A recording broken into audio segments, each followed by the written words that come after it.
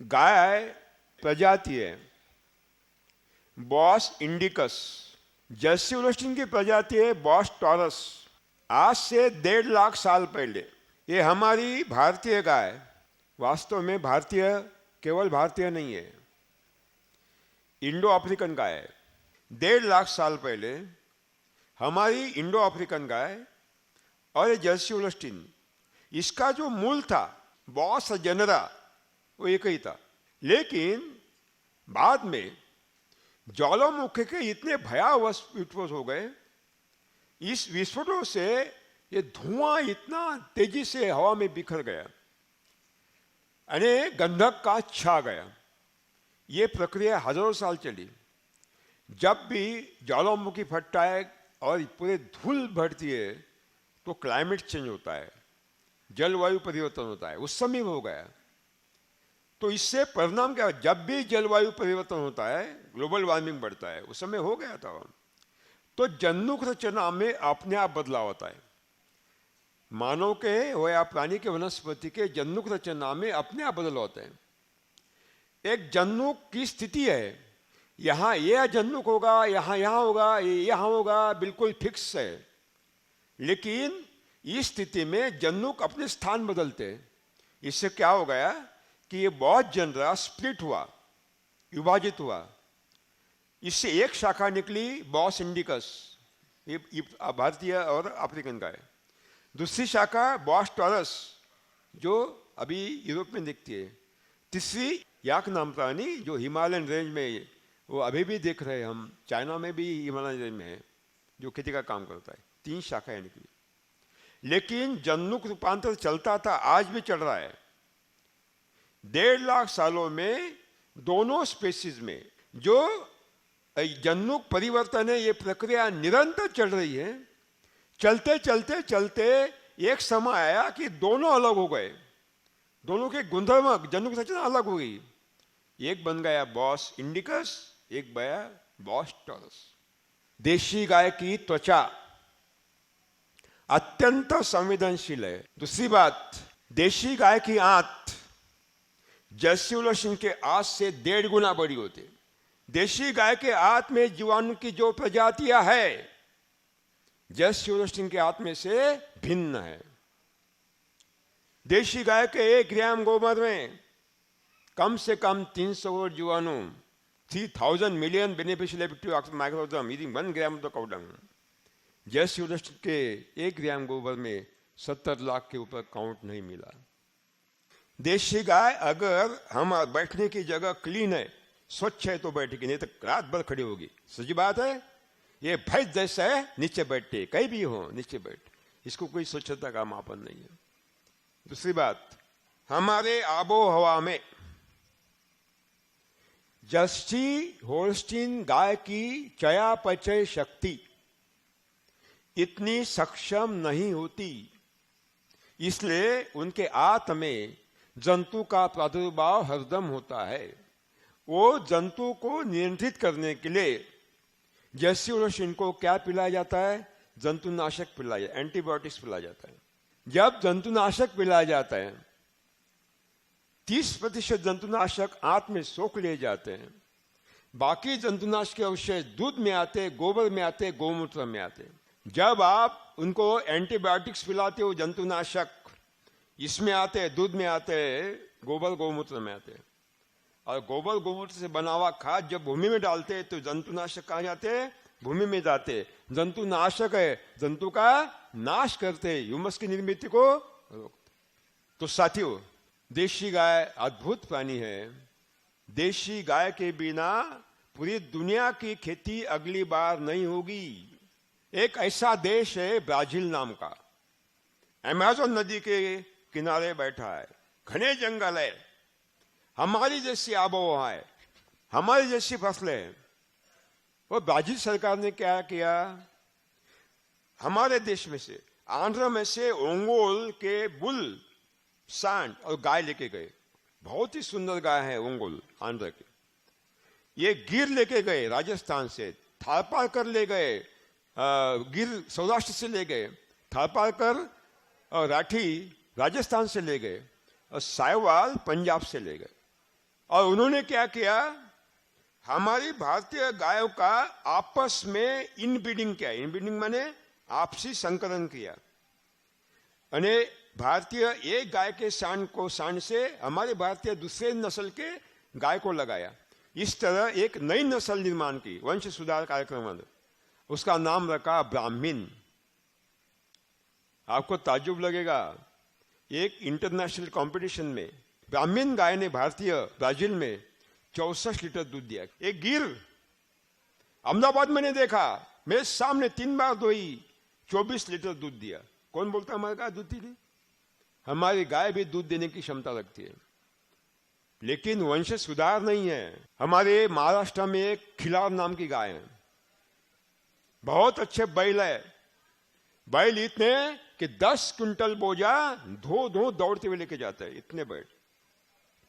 लेकिन गाय केवल 1.5 litre 1 litre दूध देती है, क्योंकि वंश सुधार नहीं हुआ था। गवर्नमेंट ने प्रयास किया, लेकिन वो सब फंस गए। तो पुणे जिले में इंदापुर में हमारा एक केंद्र है, पालेकर कृषि का, जहां गाय रखी है। जीवामृत से पैदा हुआ चारा खिलाया जाता है, जीवामृत से पैदा हुआ सब पानी यानी सब उसकी व्यवस्था की जाती है। वही गाय में वंश सुधार किया तो 7वें साल 14 लीटर दूध देने लगी, जो 1.5 लीटर दूध देती थी। इतना ही नहीं, इलाहाबाद से लेकर पटना तक गंगा नदी के दोनों किनारे एक बहुत ही सुंदर नस्ल है हिंदुस्तान की गाय की, वह गंगा किनारी, गंगा तीरी, बहुत सुंदर सफेद, बिल्कुल ऐसी सुंदर है, देखने में क्या बात है। कभी भी 1.5-2 लीटर के ऊपर दूध नहीं देती। बनारस में हमारा एक सेंटर है वंश सुधार का, जहां जीवामृत पर पका चारा खिलाया जाता है। वंश सुधार कार्यक्रम चालू है। हमारी गाय वो 1.5 लीटर वाली अब 18 लीटर दूध दे रही है। आपकी पहाड़ी गाय है, वैसी पश्चिमी घाट में, केरला, तमिलनाडु और कर्नाटक आके पश्चिमी घाट में छोटी सी बकरी इतनी गाय है। वेचूर है, कासारगुड़ गिड्डा है, मलनाड गिड्डा है, हायरन डॉर्फ है, वेचूर डॉर्फ है, ये छोटी छोटी गाय है। कभी भी आधा लीटर के ऊपर दूध नहीं देती थी। हमारा प्रोग्राम चल रहा है वहां सुधार का, एक गाय तो 4.5 लीटर देने लगी, अभी 250 रुपये लीटर दूध दिया जाता है, बेचा जाता है।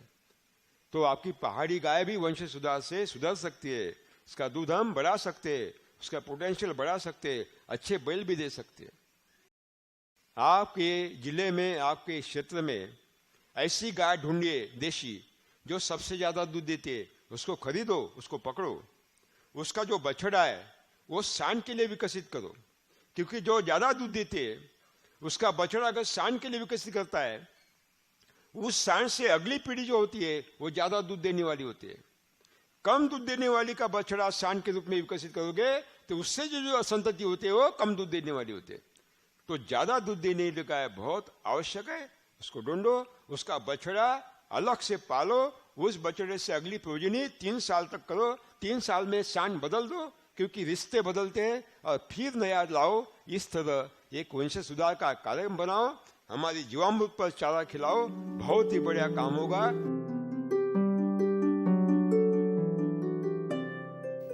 लेकिन एक बात का जवाब नहीं मिला था कि जो पकाने वाले जीवाणु है, पकाने वाले जीवाणु भूमि में, ये जीवाणु हमारी भूमि में कैसे डाले, क्योंकि मारे हैं। कौन सा संसाधन होगा जो खरीदना नहीं पड़ेगा, सहजता से उपलब्ध होगा, और जिसका डालने से अनंत करोड़ जीवाणु भूमि में जाएंगे। मैंने देखा कि हजारों सालों से हम गौ पूजन करते हैं, देशी गाय की पूजा करते हैं, गौ माता करते हैं, ईश्वर से भी आदर करते हैं ज्यादा, घर में खाना पकता है, पहले गाय को खिलाया जाता है नैवेद्य, बाद में हम खाते हैं। क्यों? देशी गाय का इतना महत्व क्यों है हजारों सालों से हिंदुस्तान में? मन में जवाब आया कि जरूर देशी गाय के गोबर में, गोमूत्र में कुछ तो भी होगा, इसलिए हम उसकी पूजा कर रहे हैं, पवित्र मान रहे हैं। तो मैंने ठान लिया कि देशी गाय के गोबर गोमूत्र का प्रयोगशाला में परीक्षण करना चाहिए। अनुसंधान के दरमियान एक तो मालूम हो गया था कि पेड़ पौधों के वृद्धि विकास में अनंत करोड़ सूक्ष्म जीवाणु और केंचुओं की भूमिका है। तो मैंने वो नीचे गिरा हुआ देशी गाय का गोबर उठाया और नीचे देखा गोबर के 2-4 छेद गिरे हैं। मैंने गोबर उठाया, देखा अनेक प्रकार के जीव जंतु वहां काम कर रहे हैं। पड़ोस में एक काष्ठ था, मैंने देखा एक भी जंतु चिपका हुआ नहीं है। मन में सवाल आया, अगर देशी गाय का गोबर नीचे गिरते ही ये छेद गिरे हैं, इन छेदों में से कौन ऊपर आया? मैंने 2500 छेदों का खोदकर परीक्षण किया, देखना चाहता था कि इन छेदों में से कौन ऊपर आए। अंत में मालूम पड़ा कि इन छेदों में से 2 प्राणी ऊपर आए। एक देशी गाय के गोबर का गेंदा से भी गोल गोल गोला बनाकर सामने ढकेलते हुए जाने वाले गोबर के कीड़े और देशी केचुए।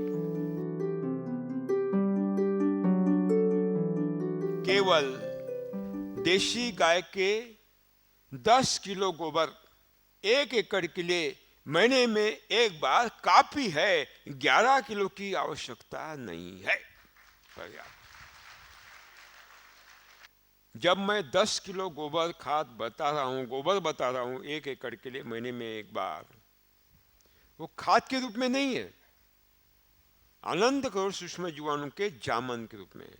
गाय के बारे में रूप में जामन के रूप में। एक देशी गाय का एक दिन का 10 किलो गोबर 1 एकड़ के लिए महीने में कितनी बार डालना है? एक बार डालना पड़ता है। इसका मतलब है एक देशी गाय का 30 दिन का गोबर कितने एकड़ के लिए?